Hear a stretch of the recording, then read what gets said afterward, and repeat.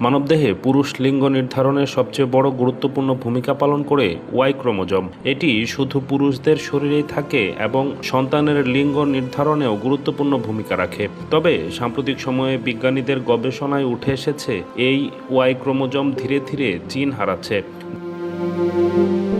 2022 সালে proceedings of the national academy of সায়েন্সে প্রকাশিত একটি গবেষণার পর বিষয়টি নিয়ে নতুন করে আলোচনা শুরু হয়। এমনকি কেউ কেউ আশঙ্কা প্রকাশ করছেন সুদূর ভবিষ্যতে পুরুষ প্রজাতি বিলুপ্ত হয়ে যেতে পারে।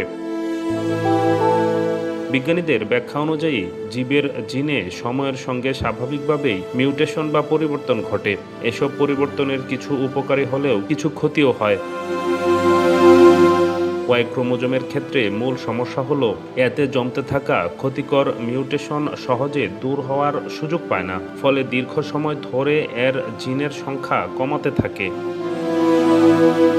এর পেছনে রয়েছে এক বিশেষ জৈবিক কারণ। মানুষের এক্স ক্রোমোজোম বাবা ও মা উভয়ের কাছ থেকেই আসে এবং জোড়ায় থাকে, তাই তারা নিজেদের মধ্যে জিনগত উপাদান বিনিময় করতে পারে, যার মাধ্যমে অনেক ক্ষতিকর মিউটেশন সংশোধনের সুযোগ তৈরি হয়।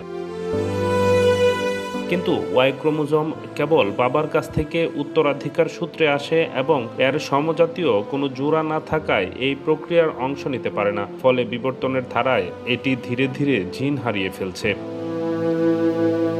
তবে এ নিয়ে তাৎক্ষণিক কোনো আতঙ্কের কারণ দেখছে না গবেষকরা।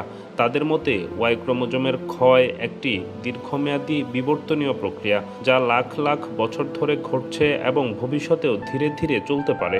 এর অর্থ এই নয় যে অদূর ভবিষ্যতে পুরুষ জাতি বিলুপ্ত হয়ে যাবে। বিজ্ঞানীদের ধারণা, প্রকৃতি প্রয়োজন অনুযায়ী নিজের বিকল্প ব্যবস্থা তৈরি করতে সক্ষম। ভবিষ্যতে যদি ওয়াই ক্রোমোজোম তার বর্তমান ভূমিকা হারিয়েও ফেলে, তাহলে শরীরের অন্য কোনো জিন পুরুষ লিঙ্গ নির্ধারণের দায়িত্ব গ্রহণ করতে পারে। তাই বিজ্ঞানীদের মতে এটি মানবজাতির অস্তিত্বের জন্য তাৎক্ষণিক কোনো হুমকি নয়, বরং দীর্ঘ বিবর্তন প্রক্রিয়ার একটি সম্ভাব্য অধ্যায় মাত্র।